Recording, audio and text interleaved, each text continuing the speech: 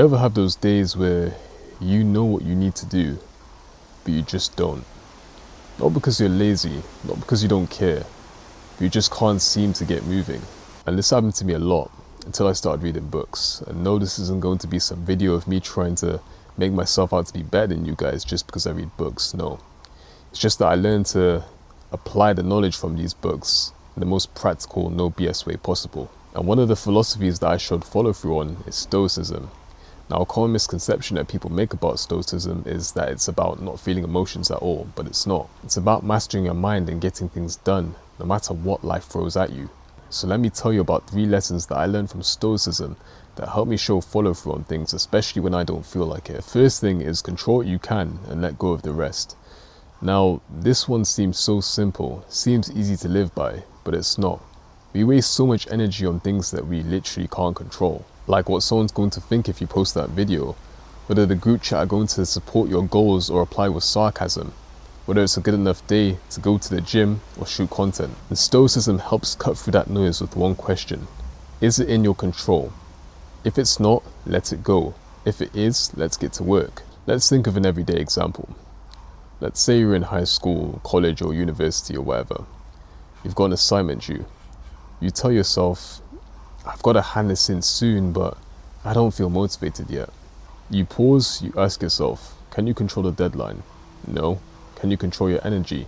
100%, maybe not. But can you control whether you open a document and start typing or writing on a piece of paper? Yes, the answer is always yes. That's where your power is, and that's what Stoicism teaches. When in doubt, zoom in the next controllable action. It doesn't have to be the result, it doesn't have to be the noise, just the next step.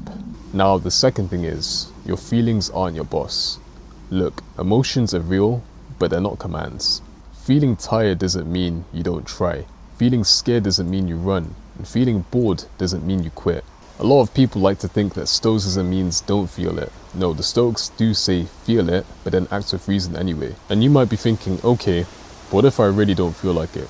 Cool, you don't need to feel like it, but you do need to decide. Say you wake up at 7 AM, early in the morning, just to study before class. Your bed is warm, but your brain is foggy. Your emotion will say, let's stay in bed. It's nice, it's warm, and it's just for this one morning. But your values will say, well, I'm trying to build something, so let's not. And that will always be the difference between letting your feelings lead and letting your decisions lead. Discipline will always be that anyway. Feel, decide, and act anyway. And the third and final thing, which is my personal favorite, which I try to live by, is live by values and not impulses. My favorite philosopher lines comes from a philosopher called Epictetus. He says, first say what you'd want to be and then do what you need to do. What that means is decide what you want for your life, decide who you want to be, and then build around that. Don't try to do it the fun way, don't try to do it the easy way, and don't try to do it the trendy way, just do it. If you want to be reliable in life, then show up even when it's not convenient. If you want to be creative, then sit down and start writing when your mind is quiet, not just when inspiration hits you. And if you want to level up, then stop needing to feel ready before starting. You wanted to get in shape. Your impulse will say, let's eat whatever's quick and convenient. It won't really matter. Oh, let me wait until I'm motivated. Let's just skip one day. It doesn't really matter in the grand scheme of things, right? But if you're someone who's already taken up that decision, I'm somebody who trains, I take care of my body, then the choice is clear, no matter whether it's hard or not. Living by values doesn't mean the decision's made, you just show follow through. So here's what Stoicism teaches us about getting things done. Control what you can, shrink the world until your next move becomes clear. Don't let your emotions control who you are. Let them pass and you lead. And stick to your values. You decide who you are, so act like it. And I know it seems cold and robotic and very black and white, but it's not about that at all.